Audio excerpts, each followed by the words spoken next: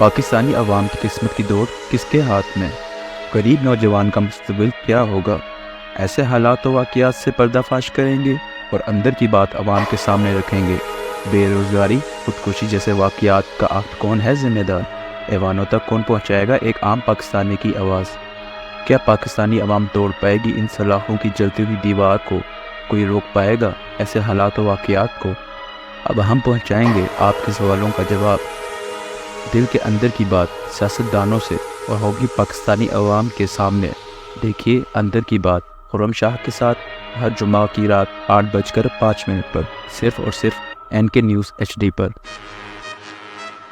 पाकिस्तानी अवाम की किस्मत की दौड़ किसके हाथ में? गरीब नौजवान का मुस्तकबिल क्या होगा? ऐसे हालात व वाक़ियात से पर्दाफाश करेंगे और अंदर की बात अवाम के सामने रखेंगे। बेरोज़गारी, खुदकुशी जैसे वाक़ियात का आखिर कौन है ज़िम्मेदार? ऐवानों तक कौन पहुँचाएगा एक आम पाकिस्तानी की आवाज़? क्या पाकिस्तानी अवाम तोड़ पाएगी इन सलाखों की जलती हुई दीवार को? कोई रोक पाएगा ऐसे हालात व वाक़ियात को? अब हम पहुँचाएंगे आपके सवालों का जवाब। दिल के अंदर की बात सियासतदानों से और होगी पाकिस्तानी अवाम के सामने। देखिए अंदर की बात खुर्रम शाह के साथ हर जुम्मा की रात 8:05 पर सिर्फ और सिर्फ NK न्यूज़ HD पर। बिस्मिल्लाहिर्रहमानिर्रहीम। अस्सलाम वालेकुम नाज़रीन, मैं हूं आपका मेज़बान खुर्रम शाह और आप देख रहे हैं प्रोग्राम अंदर की बात। आज हमारे साथ एक ख़ास शख्सियत मौजूद हैं जिनका जो शोबा है वो डॉक्टर्स हैं, डेंटल स्पेशलिस्ट हैं। डॉक्टर इनकलाब फरीद साहब हमारे स्टूडियो में इस टाइम मौजूद हैं। इनसे पूछेंगे कि काफ़ी सारे सवालात होते हैं कि किस तरह से ये डेंटल के हवाले से जो इश्यूज़ हैं उसको इस तरह से बताते हैं, गाइड करते हैं लोगों को। और काफ़ी मशहूर माशाल्लाह यूट्यूबर्स हैं, उनकी वीडियोस देख के डॉक्टर इनकलाब साहब के काफ़ी सारे लोग जो हैं वो काफ़ी मुस्तफ़ीद हो रहे हैं, इनसे फ़ायदा हासिल कर रहे हैं। तो तारुफ कराते हैं, डॉक्टर साहब से मिलते हैं। अस्सलाम वालेकुम डॉक्टर साहब, क्या हाल है? ठीक ठाक है? जी वालेकुम सलाम, ठीक ठाक, अल्लाह का शुक्र है। आप सुनाएं? ठीक ठाक? अल्लाह का करम, ठीक ठाक। डॉक्टर साहब, सबसे पहले तो मैं आपको एक पहला सवाल करना चाहूंगा कि दांतों को कीड़ा लगना, इसकी क्या वजूहत होती है? किस तरह से ये कीड़ा लगता है? दांत जो है ना हमारा, एक तो बहुत ये एक बड़ी नेमत है अल्लाह की, ये बात पहले समझने की है जो बहुत इंपॉर्टेंट है। अब इसकी जो कीड़ा लगने है उससे पहले हम इसको थोड़ा सा डिस्कस करते हैं कि ये है क्या चीज। ये आपकी बॉडी में इस टाइम सबसे ज्यादा स्ट्रॉन्ग, इवन के बोन से भी ज्यादा स्ट्रॉन्ग मटेरियल के साथ बना हुआ है, जिसको हम कहते हैं एनामल, जो कि इसकी सुपरफिशियल जो कवरिंग या कोटिंग होती है, जिसको ये व्हाइट कलर जो हमें नजर आ रहा होता है, इसको एनामल कहते हैं। और ये इतनी स्ट्रॉन्ग है कि ये इससे आप कुछ भी तोड़ सकते हैं, लेकिन इसको भी कीड़ा लग जाता है, मतलब ये भी घुस जाता है। तो इसके लिए ये आपको पहले समझना बहुत जरूरी है कि ये कितनी स्ट्रॉन्ग चीज है। लेकिन होता यह है कि कीड़ा जो लगता है वो बेसिकली कीड़ा लगना कहते हैं जिसको, असल में एक बैक्टीरियल इन्फेक्शन होता है। मतलब बैक्टीरिया कुछ खास किस्म के होते हैं जो ज्यादातर जो ग्लूकोज पे पलते हैं, जो ग्लूकोज खाते हैं, जो भी हम मीठा खाते हैं, चीनी खाते हैं, कुछ भी चीज है, वो बैक्टीरिया जब तादाद में बढ़ते हैं तो वो ग्लूकोज को खा खा के अपनी कॉलोनी को बढ़ाते जाते हैं। अब जैसे ही उनकी कॉलोनी बहुत ज्यादा बढ़ती है तो वो एक खास किस्म का एसिड खारिज करते हैं। मतलब ये है कि वो ग्लूकोज को खाते हैं, उसको एसिड में कन्वर्ट करते हैं। अब वो जितने ज्यादा बैक्टीरिया बढ़ जाएंगे एक जगह पे जहां पे आपने ब्रशिंग नहीं की, सफाई नहीं की दांत की, तो नतीजा ये होगा कि वो एसिड की वजह से वो जो आपका एनामल है वो आहिस्ता आहिस्ता घुलना शुरू हो जाएगा। इसको केमिकल इरोजन कहते हैं, मतलब वो डिसॉल्व होना शुरू हो जाएगा। और जिसके नतीजे में वो जो है ना पहले व्हाइटिश होगा, फिर ब्राउन होगा, फिर ब्लैक हो जाएगा और वो फिर कैविटी बन जाएगी और वो घुल जाएगा। तो इस तरह से लगता है। तो इसलिए अब इसके एक्सटेंशन में मैं आपको बता दूं कि कीड़ा लगने से बचने का जो तरीका है वो सिर्फ यही है कि आप ब्रशिंग को रेगुलर करें, सफाई ज्यादा से ज्यादा करें, और जो मीठा है उसका जो इस्तेमाल है वो मिनिमम करें। ये एक बड़ी इंपॉर्टेंट बात है। चलिए जी, बिल्कुल, बहुत अच्छा इसमें है। और चंद एक सवालात हैं डॉक्टर साहब। एक तो सबसे पहले बताऊं कि नाज़रीन, डॉक्टर इनकलाब फरीद साहब dentist, health speaker, implant surgeon है, ठीक है। निश्तर मेडिकल यूनिवर्सिटी से इनकी सारी स्टडीज हैं, ठीक है। और उसके बाद अब नेक्स्ट क्वेश्चन मैं करता हूँ कि डॉक्टर साहब, मसूड़ों का सूज जाना, इसकी क्या अलामत होती है? क्यों ऐसा हो जाता है? काफी लोग इससे परेशान होते हैं। मसूड़ों का सूज जाना तो मैं मतलब है कि हमारे तकरीबन काफी सारे पेशेंट्स जितने भी आते हैं उनको ये प्रॉब्लम होती है या रही होती है कहीं ना कहीं। तो इसकी जो वजूहात हैं, काफी सारी वजूहात हैं। पहले अलामात आपने पूछा मुझसे। अलामात ये है कि मसूड़े जब सूजते हैं तो एक तो उनका जो कलर है वो रेडिश हो जाता है, मतलब वो बिल्कुल आपको लाल लाल नजर आएंगे। दूसरा, आप ब्रशिंग करेंगे तो आपको जो है ना खून आएगा मसूड़ों में से, ठीक है। आप कोई सख्त ग़िज़ा खाना शुरू करेंगे, आप जिस तरह एप्पल है वो खाएंगे तो भी ब्लड आना शुरू हो जाएगा।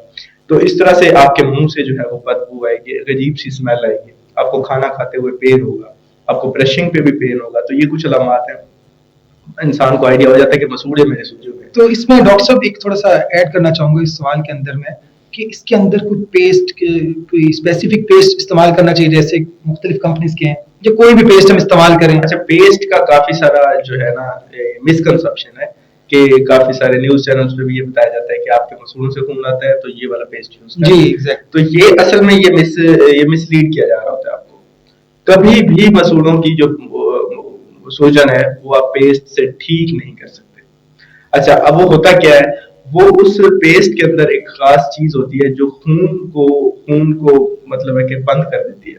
खून के जो जिस तरह से खून आता है उसको स्टॉप कर देती है। ट्रांसजेमिक एसिड होता है उसमें, वो थोड़ा सा डाला होता है, और इसके अलावा कुछ स्टेरॉइड्स होते हैं, कुछ एंटी इन्फ्लेमेटरी चीजें होती हैं जो सोजन को वक्ती तौर पे ऊपर से ठीक कर देती हैं। लेकिन प्रॉब्लम और है, प्रॉब्लम ये है कि वो सोजन at the very first place हो क्यों रही है, ये एक इम्पोर्टेंट एस्पेक्ट है कि वो हो क्यों रही है। उस वजह को खत्म करना बहुत जरूरी है। जब तक वो वजह वो जो है वो हम खत्म नहीं करेंगे तो वो ठीक नहीं होगा, वो मास्क हो जाएगा। मास्क ये है कि किसी चीज को ऊपर से आप दबा दें। तो क्योर जो होता है, जो इलाज होता है, वो होता है कि जिस वजह से ये प्रॉब्लम आ रही है उसको ठीक किया तो पेस्ट से पहली बात तो ये कि आप ये समझ लें कि पेस्ट से कभी मसूड़ों का सूजन ठीक नहीं हो सकता। मतलब ये जो बातें बनी हुई है ये सब एक उस पर है। हाँ, बिल्कुल ऐसे कि पेस्ट से जो है ना वो चीज ठीक नहीं हो सकती। आपको बताऊंगा फिर ये मसूड़ों की सूजन होती है। चलें, इससे बहुत से जी हमारे इसके नाज़रीन को बहुत फायदा होगा, क्योंकि आपके माशाल्लाह से काफी जबरदस्त एक पॉइंट है। अच्छा, मैं एक और नेक्स्ट क्वेश्चन करना चाहूंगा डॉक्टर साहब कि दांतों का इन्फेक्शन क्यों हो जाता है? क्या अलामत है इसके इन्फेक्शन की, कैसे पता चलेगा इन्फेक्शन होगी? दांतों का इन्फेक्शन जो है वो जो है ये सबसे पहले तो एक तो कीड़ा लगना, वो हमने पहले डिस्कस किया। ठीक है। जो इन्फेक्शन है वो बेसिकली ज्यादातर होता है दांत का इन्फेक्शन, जिसको कहते हैं, जिसकी वजह से बड़ा शदीद दर्द होता है, पेन होता है बहुत ज्यादा। वो जो है ना, एक तो सबसे मेन वजह यही है कैविटी जो कैविटी लगी, कीड़ा लगा जिसको आप कहते हैं। तो दांत की ना 3 लेयर्स हैं। एक सबसे ऊपर वाली जो हार्डेस्ट है, जिसको एनामल कहते हैं, जो सख्त तरीन है, उसके अंदर है डेंटिन, फिर उसके अंदर है पल्प। पल्प के अंदर होता है ब्लड और वेसल्स और सारा एक नर्व्स होती हैं। अब जब इन्फेक्शन इन तीसरी लेयर तक पहुंचता है ना, ऊपर से आते हुए तीसरी लेयर पे जब भी पहुंचेगा तो वो शदीद पेन करेगा, ठीक है। और उसको इन्फेक्शन की वजह से बाद में वहां पस भी बन जाएगी, एब्सेस भी होगी, वहां पे पीप के आने का भी अमल शुरू हो जाएगा। तो ये बेसिकली ये भी होगा कि यहाँ से जैसे सूज जाती है वो, फिर पीप जो है, फिर ये है क्लोज्ड कैविटी। दांत का जो एक एरिया ना बड़ा छोटा सा है और चारों तरफ से घिरा हुआ है, बंद है, तो फिर ये बड़ा प्रेशर पेन होता है। और दूसरी बात, फिर ये जहां से भी उसको रास्ता मिलता है, ज्यादातर एंड से, जहां पे रूट जड़ अंदर हड्डी के अंदर खत्म हो रही होती है, वहां से वो निकलना शुरू करती है बस। और वो कहीं से भी निकल सकती है, वो मसूड़े से बाहर आ सकती है, वो हड्डी के अंदर फैल सकती है। तो ये काफी एक रिस्की चीज होती है, खतरनाक है, फौरी तौर पे कंसल्ट करना चाहिए। बिल्कुल, कोई टोटके इस्तेमाल नहीं करने चाहिए, टोटके घरेलू टोटके वगैरह जैसे लोग इस्तेमाल कर लेते हैं, इसका हल ही नहीं होगा। उसमें काफी सारे लोग ये कहते हैं कि हम उसके अंदर लौंग डाल लेते हैं। डॉक्टर साहब इसके वो फौरी तौर पे उसका लौंग से ये रहता है कि फौरी तौर पे दर्द का आराम आ जाता है। उसके अंदर एक पेन किलर होता है, ठीक है। तो उसमें कोई हर्ज नहीं है, पेन के रिलीफ, दर्द चलो जान छोड़िए, लेकिन इलाज नहीं है। ये दर्द का आराम आ जाएगा, लेकिन इससे इलाज कोई नहीं होगा, ठीक है। लेकिन काफी सारे सवालात थे, तो आप जरा नाजरीन को बताएं कि लौंग जो देसी टोटके होते हैं उसको रखना कितनी फायदेमंद है। कुछ लोग तो तंबाकू भी रख रहे होते हैं दांत के अंदर ना, कुछ लोग तो नस्वार भी यूज कर रहे होते हैं फौरी तौर पर रिलीफ के लिए। लेकिन आप क्या समझते हैं कि उसका कितनी उस पर असर होता है वाकई ही, या लेकिन उसका कोई प्रॉपर इलाज है, कर सकते हैं यूज, या साइड इफेक्ट की बात की? और क्या चीज तंबाकू है उसका निकाल के इनका मुझे नहीं आइडिया, क्योंकि ये शायद ये पेन रिलीफ करते हो। लेकिन ये है कि लौंग के अंदर एक प्रोडक्ट होता है जिसको कहते हैं यूजिनोल। वो एक फौरी तौर पे जाके ना उसको पेन को खत्म कर देता है। तो वो तो हम क्लिनिक पे भी उसका जो एक्सट्रैक्ट है यूजिनोल, उसकी एक फिलिंग भी प्रिपेयर की जाती है जो करते हैं। तो लौंग को रखने से वाकई पेन का रिलीफ होता है, तो इसमें कोई वो दूसरी बात नहीं है, लेकिन इलाज नहीं है, ये इलाज नहीं, प्रॉपर इलाज नहीं है। अच्छा डॉक्टर साहब, रूट कैनाल ये क्यों करवाया जाता है और इसकी जरूरत कब पड़ती है? हाँ, अब ये मैं आपको, जैसे हमने वो कैविटी को डिस्कस किया कि ऊपर सबसे जो लेयर है उसको एनामल कहते हैं, वहां से इन्फेक्शन होता हुआ जो उसके अंदर जो उसके आगे जो लेयर आती है डेंटिन, वहां तक गया। फिर डेंटिन से होता हुआ जब पल्प तक जाता है तो उसको जो है ना, मतलब जब पल्प पे गया तो आपको पेन भी वहां पे ज्यादा फील होता है। और जब इन्फेक्शन वहां पल्प डैमेज हो जाए जब, और वो इरिवर्सिबल डैमेज हो, काफी अरसे के लिए डैमेज हो जाए, तो फिर हमें रूट कैनाल ट्रीटमेंट करनी पड़ती है। अच्छा, इसकी कुछ अलामत, अगर आपके दांत में दर्द है तो आपको कैसे पता चलेगा कि आपकी रूट कैनाल ट्रीटमेंट होने वाली है? एक तो वो दर्द जो है खुद ब खुद शुरू हो रहा है, तो इसका मतलब है कि रूट कैनाल ट्रीटमेंट होनी चाहिए। खुद ब खुद का मतलब ये है कि आप वैसे ही बैठे हैं या वैसे ही सोए हुए हैं, अक्सर सोए हुए रात को होता है, और वैसे ही आप कुछ कर रहे हैं लेकिन आप खा भी कुछ नहीं रहे और आपके दांत में दर्द शुरू हो गया, तो इसका ये अलामत है कि रूट कैनाल ट्रीटमेंट की तरफ आपका दांत जा रहा है। और दूसरा ये कि वो जो दर्द शुरू हो रहा है किसी भी वजह से हो रहा है, या जो भी वजह है, दर्द 20 मिनट से ज्यादा टाइम के लिए रहता है आपके मुंह के अंदर। 20 मिनट? हाँ, लॉन्गर, मतलब 20 मिनट से ज्यादा रहता है, तो इसका मतलब है रूट कैनाल ट्रीटमेंट पे जा रहा है आपका दांत। तीसरी जो सबसे बड़ी वजह ये है कि कोई इन्फेक्शन इतना है कि आपको दवाई लेनी पड़ती है, फिर जाके दर्द का आराम होता है, और उतनी टाइम के लिए आता है कि जितनी टाइम दवाई का असर रहता है। तो ये कुछ अलामतें हैं जिनसे आपको आइडिया हो जाना चाहिए कि आपका दांत रूट कैनाल ट्रीटमेंट पे जाएगा। ठीक है।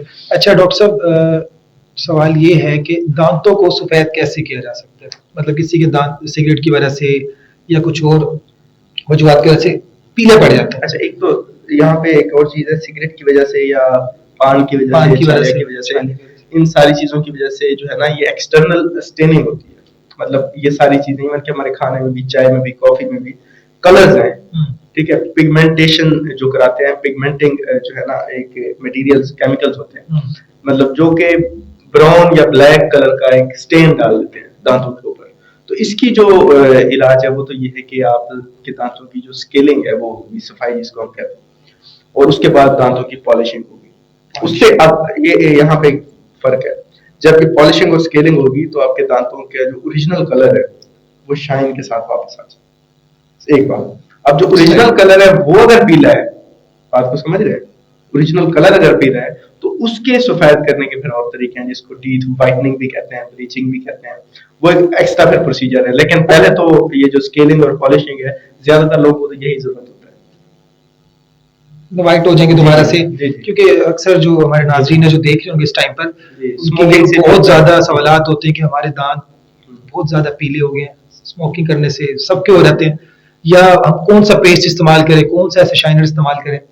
तो आप इस टाइम पर आपसे मौका मिला तो उन सबके सवालात आपसे आवाम के जो है नाज़रीन के डिस्कस कर रहे हैं ताकि उनको फायदा हो और इससे घर बैठे वो अपने कुछ इश्यूज को रिजॉल्व कर सकें। ठीक है, तो बाकी जो है नेक्स्ट क्वेश्चन डॉक्टर साहब ये है कि मुंह के छाले क्यों हो जाते हैं, इसकी क्या वजूहत होती है?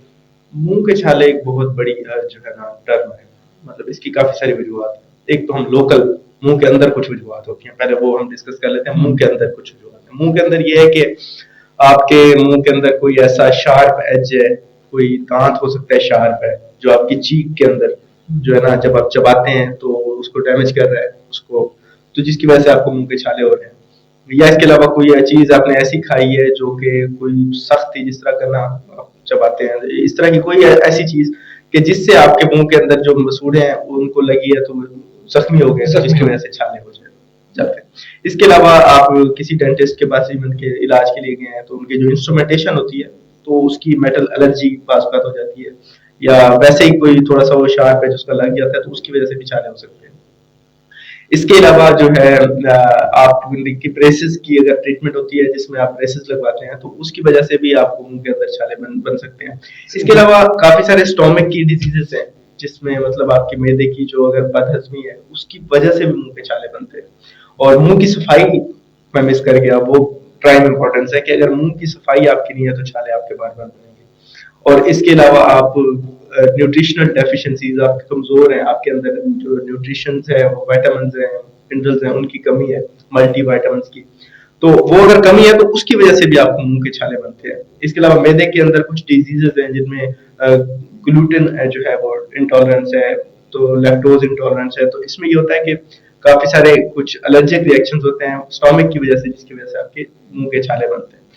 और कुछ ऐसी फूड्स हैं जिनसे आपको एलर्जी हो सकती है, तो उसकी वजह से भी आपको एलर्जिक रिएक्शन के नतीजे में मुंह के अंदर छाले बन सकते हैं। पानी की कमी बहुत एक अहम चीज कि पानी की कमी से आपको मुंह के छाले बन सकते हैं। इसके अलावा जो है जो आपको कुछ कुछ ऐसी डिजीजेस भी हैं, बेसिट्स डिजीज है या इस तरह से कुछ और जो ऑटोइम्यून डिजीजेस हैं उनके नतीजे में भी ये आपको मुंह के छाले बन सकते हैं।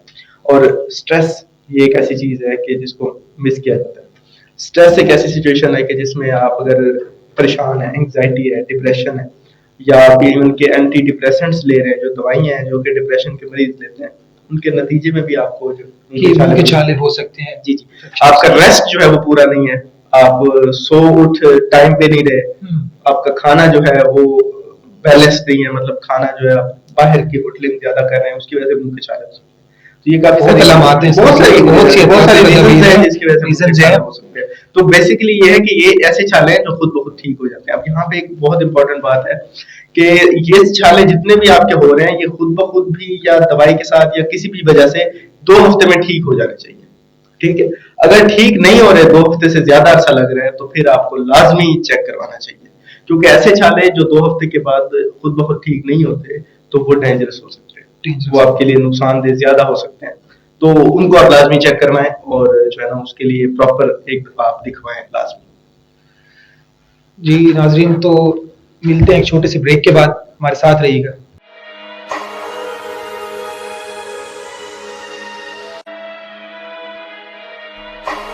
पाकिस्तानी अवाम की किस्मत की दौड़ किसके हाथ में? गरीब नौजवान का मुस्तकबिल क्या होगा? ऐसे हालात व वाक़ियात से पर्दाफाश करेंगे और अंदर की बात अवाम के सामने रखेंगे। बेरोज़गारी, खुदकुशी जैसे वाक़ियात का आखिर कौन है ज़िम्मेदार? ऐवानों तक कौन पहुँचाएगा एक आम पाकिस्तानी की आवाज़? क्या पाकिस्तानी अवाम तोड़ पाएगी इन सलाखों की जलती हुई दीवार को? कोई रोक पाएगा ऐसे हालात व वाक़ियात को? अब हम पहुँचाएँगे आपके सवालों का जवाब। दिल के अंदर की बात सियासतदानों से और होगी पाकिस्तानी अवाम के सामने। देखिए अंदर की बात खुर्रम शाह के साथ हर जुमा की रात 8:05 पर, सिर्फ और सिर्फ NK न्यूज़ HD पर।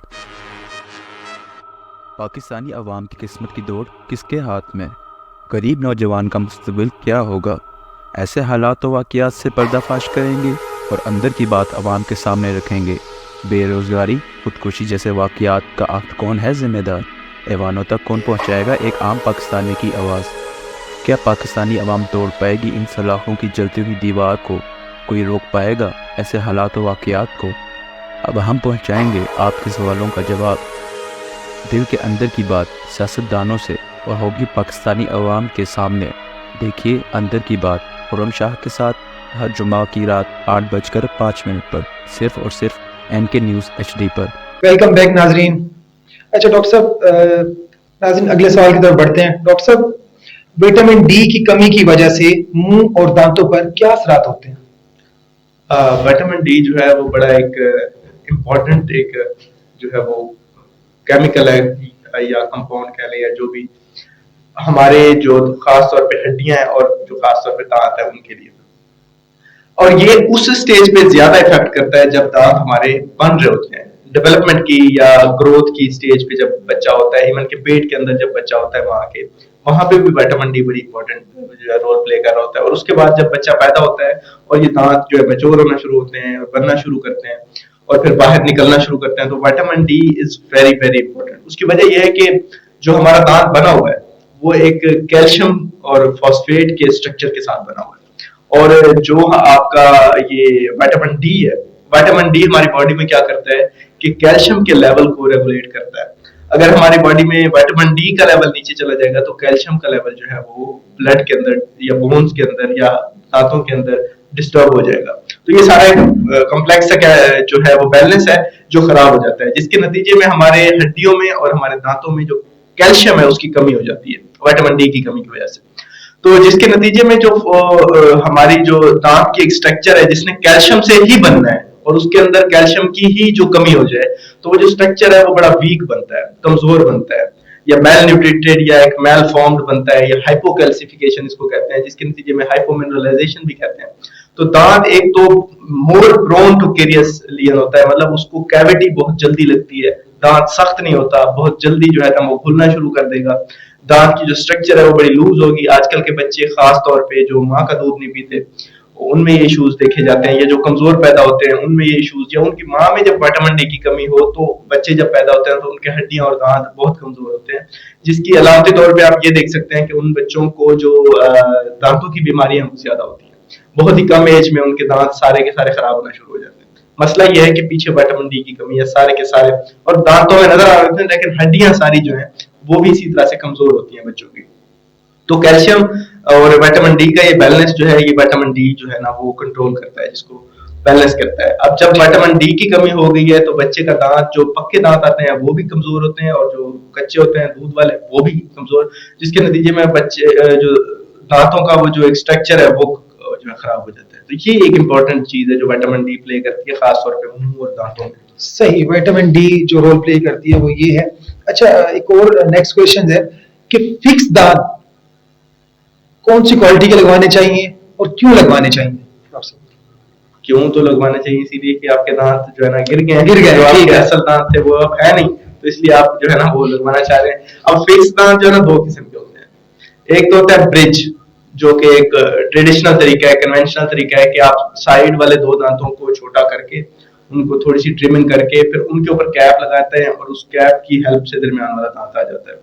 लेकिन जो सबसे बेस्ट वे है अब तक वो है इम्प्लांट, डेंटल इम्प्लांट। उसमें यह है कि हड्डी के अंदर जो है ना सर्जरी करके सिक्रू कर दिया जाता है, और उस सिक्रू की हेल्प से, जहां पे पहले दांत होता है उसी बोन के अंदर सिक्रू कर दिया जाता है, और उस सिक्रू की हेल्प से फिर ऊपर दांत लगा दिया जाता है। ये एक जो सबसे एडवांस्ड और बेस्ट अभी तक का जो दांत को रिप्लेस करने का फिक्स तरीके से तरीका है वो है। तो ये मेरे ख्याल से इसमें एक थोड़ी चीज ऐड करना चाहूंगा। डॉक्टर साहब ये बताएं कि एक नौजवान के दांत अगर गिर जाए वो किस तरह से फिक्स करवाएगा? ये समझ लें कि लेफ्ट साइड की जो नीचे की जो दाढ़ होती है, जो दांत होते हैं, ये 6 दांत उसके खत्म हो गए कैविटी की वजह से या और किसी रीजन की वजह से, और बूढ़े के इनमें क्या फर्क होता है, क्या मुश्किलात होती हैं? बूढ़े में ये है कि वो बूढ़े भी जवान से ज्यादा सेहतमंद हो सकते हैं, जवान भी बूढ़े से ज्यादा कमजोर हो सकते हैं। लेकिन ये इसमें एक चीज देखने वाली ये है कि ओवरऑल हेल्थ स्टेटस देखना होता है कि अगर तो बूढ़ा भी इवन के है, अगर उसकी सेहत ठीक है, उसमें खून की कमी नहीं है, उसको कोई शुगर नहीं है, उसको ब्लड प्रेशर का प्रॉब्लम नहीं है, उसको कोई और भी ऐसा मसला नहीं है, हार्ट का कोई इशू नहीं है जिसकी वजह से वो कोई दवाई भी नहीं ले रहा कोई, तो फिर वो भी हेल्दी है, तो इसकी कोई वो प्रॉब्लम नहीं है। तो वो भी जो है ना ये फिक्स जो तरीका है डेंटल इम्प्लांट जिसको मैंने कहा है बोन के अंदर सिक्रू वाला, इस तरह के से दांत वो भी लगवा सकता है। और अगर बच्चा भी है, ये यंग है, उसको तो ये प्रेफर करना चाहिए क्योंकि यंग ज्यादातर हेल्दी ज्यादा होते हैं और उनकी लाइफ भी आगे ज्यादा लंबी होती है, तो उनको तो यही ट्रीटमेंट की तरफ ही जाना पड़ना चाहिए कि जो डेंटल इम्प्लांट है। अच्छा, इसमें लास्ट इसके अंदर ऐड करना चाहूंगा, इसमें क्वालिटीज होती हैं किसमें? दांतों में जी, जी, तो कौन सी क्वालिटी का आप क्या मशवरा देना चाहेंगे हमारे नाजरीन को, किस क्वालिटी का जो फिक्स दांत लगवाने चाहिए? क्वालिटी देखिए मैंने आपको दो तरीके बता दिए, डेंटल इम्प्लांट है और फिक्स ब्रिज है, इनमें से जो भी तरीका, लेकिन सबसे बेस्ट जो है वो डेंटल इम्प्लांट है। अब डेंटल इम्प्लांट में काफी सारी फिर जो है ना वो कंपनीज हैं जो कि ये प्रिपेयर करती हैं, काफी सारी किस्म के होते हैं, वो फिर डिपेंडिंग अपॉन द कॉस्ट के अफोर्डेबिलिटी हम डिसाइड कर लेते हैं कि किस तरह की जो है ना क्वालिटी कहाँ से। अब एक अमेरिकन है, एक जर्मन है, एक जो है ना वो चाइना का है, तो कॉस्ट में फर्क होता है सारे के। तो इस तरह से ये सारा कुछ देखा जाता है, सिचुएशन को देखते हुए, पेशेंट को देखते हुए, अफोर्डेबिलिटी को देखते हुए सारा डिसाइड किया। अच्छा डॉक्टर साहब, आखिरी सवाल आपसे कि मुंह की खुश्की की क्या वजूहत है, क्यों होती है? मुंह की खुश्की की काफी सारी वजूहत है। देखिए सबसे बड़ी जो वजह है वो तो पहले ये समझना बहुत जरूरी है कि मुंह की जो खुश्की है वो हो क्यों रही है। ये एक बहुत इंपॉर्टेंट बात है कि मुंह के अंदर असल में हमारी जो खुश्क तब होती है जब मुंह के अंदर थूक जो है वो पैदा होना खत्म हो जाए।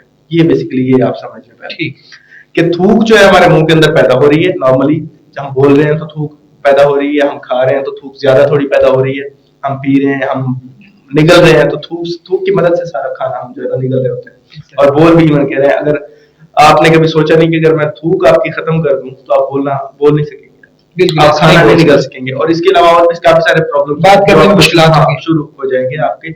लेकिन ये कि थूक का पैदा ना होने से मुंह की खुश्की हमें होती है। अब जो मुंह की खुश्की है, थूक जो है, पहले थूक की तरफ हम जाते हैं कि वो पैदा कहां से हो रही है, जिसको सलाइवा हम कहते हैं। तो थूक पैदा हो रही है सिलिवरी ग्लैंड से।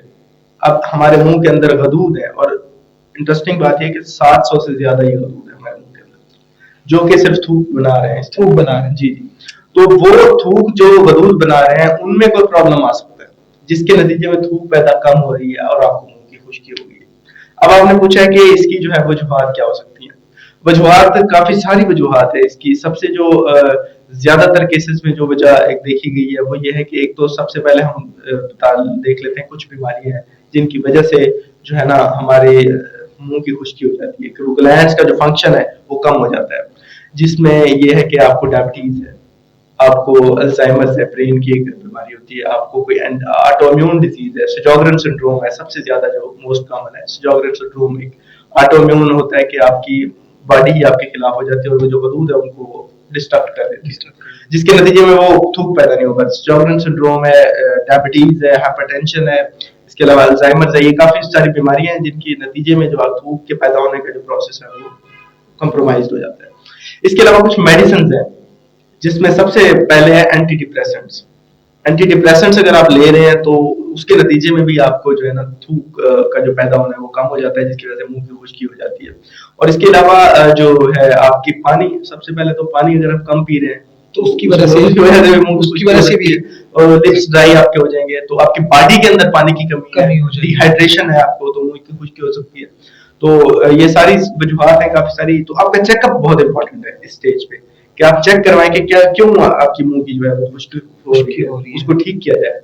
कोई भी वजह हो सकती है, कोई भी हो सकती है, मतलब इससे उसके दांतों का कोई नहीं, लेकिन कोई भी नहीं। दांतों का ये है कि अगर इसके साथ कुछ कनेक्शन है जी, इसके साथ ये कनेक्शन है कि अगर आपके मुंह की खुश्की है तो हमारी जो दांतों की सफाई है जो हर वक्त चल रही है, जिसको मतलब ऑटो क्लेंजिंग कहते हैं, वो खत्म हो जाती है। जब थूक नहीं होती तो वो दांतों की सफाई नहीं हो पाती, जो चीज जहां है वो वहां स्टॉप हो जाएगी, तो कीड़ा लगने का प्रोसेस बहुत स्पीड अप हो जाएगा। इसके अलावा थूक के अंदर इम्यूनोग्लोबुलिन्स होते हैं, एंटीबॉडीज होते हैं, एंटीबैक्टीरियल जो है ना, इसमें समझे कि आपकी दवाइयां होती हैं आपकी थूक के अंदर जो कि एंटीबैक्टीरियल होती हैं और आपके मुंह की सफाई करती रहती हैं। तो जब वो नहीं होगा तो मुंह के इन्फेक्शन, जिस तरह मुंह के छाले, मसूड़ों का इन्फेक्शन, वो सारा कुछ आपका ज्यादा हो जाएगा। अच्छा डॉक्टर साहब, लास्ट में कोई आप नाजरीन को कोई मैसेज देना चाहें, ऐसा कोई ट्रिक देना चाहें जिससे वो घर बैठे कुछ दांतों के हवाले से या कुछ भी स्पेशल मैसेज आप देना चाहें तो नाजरीन को दे सकते हैं? हाँ, इसमें यह है कि सबसे पहले तो यह है कि दांतों की हिफाजत करें। ये जहन में बात रखें कि दांत जो है वो आपको 2 दफा तो अल्लाह ताला देते हैं, एक बचपन में दूध के दांत का सेट, उसके बाद फिर परमानेंट सेट, उसके बाद दांतों ने आपके नहीं आने। तो जो दूसरा सेट आपको अल्लाह ताला ने दिया है उसकी हिफाजत आप पे फर्ज है। उसकी वजह यह है कि जो दांत हैं अल्लाह ताला की नेमत है और नेमत की हिफाजत करना हम पे फर्ज है, और दांतों की जो हिफाजत है वो हम पे इसलिए फर्ज है। इसको फर्ज समझ के अदा करें, ये नहीं कि आपके चॉइस है, क्योंकि अल्लाह ताला की नेमत है और नेमत की हिफाजत करनी चाहिए। और ये इतनी बड़ी नेमत है, आपको अंदाजा नहीं है, और जिनके नहीं है दांत ये सिर्फ उनको अंदाजा है, बस उनसे जाके पूछें कि दांत क्या चीज है। और इसके अलावा ये है कि आप हिफाजत के लिए आप क्या करें कि सबसे पहले तो आप जो है दांतों की जो ब्रशिंग है वो रेगुलर करें और ठीक तरीके से करें। मैंने काफी सारे यूट्यूब पे वीडियोस भी बनाई हैं कि ब्रशिंग कैसे करनी चाहिए, और वो आप देख लें, आप उसको आपको हेल्प मिल जाएगी कि दांतों की ब्रशिंग का तरीका बहुत इंपॉर्टेंट है, जो कि काफी लोगों को नहीं आता कि ब्रश करना कैसे चाहिए। इसके अलावा जो आप फ्लॉसिंग है उससे दिन में 1 दफा तो लाजमी फ्लॉसिंग करें सारे दांतों की। इसके अलावा जो है आप जो रेगुलर ब्रशिंग फ्लॉसिंग के अलावा आप हर 6 महीने बाद डेंटिस्ट से एक चेकअप लाजमी कराएं। देखें, गाड़ी आपकी आपने ले ली हुई होती है या बाइक भी होती है आपके पास, तो वो क्योंकि कीमती होती है तो उसका आप रेगुलर चेकअप कराते हैं। थोड़ा बहुत आवाज भी तब्दील हो जाए तो उसकी आप ट्यूनिंग करवाते हैं, उसके ऑयल चेंज कराते हैं। तो दांत जो हमारे इतनी कीमती है, और मैं आपको बताता चलूं कि एक दांत जो डेंटल इम्प्लांट जो है ये आपको तकरीबन 1 लाख का कॉस्ट करता है, और ये फिर भी ऐसा नहीं होता जैसा आपका ओरिजिनल दांत जो, और ये कभी भी ऐसा नहीं हो सकता जो अल्लाह ताला ने बनाया।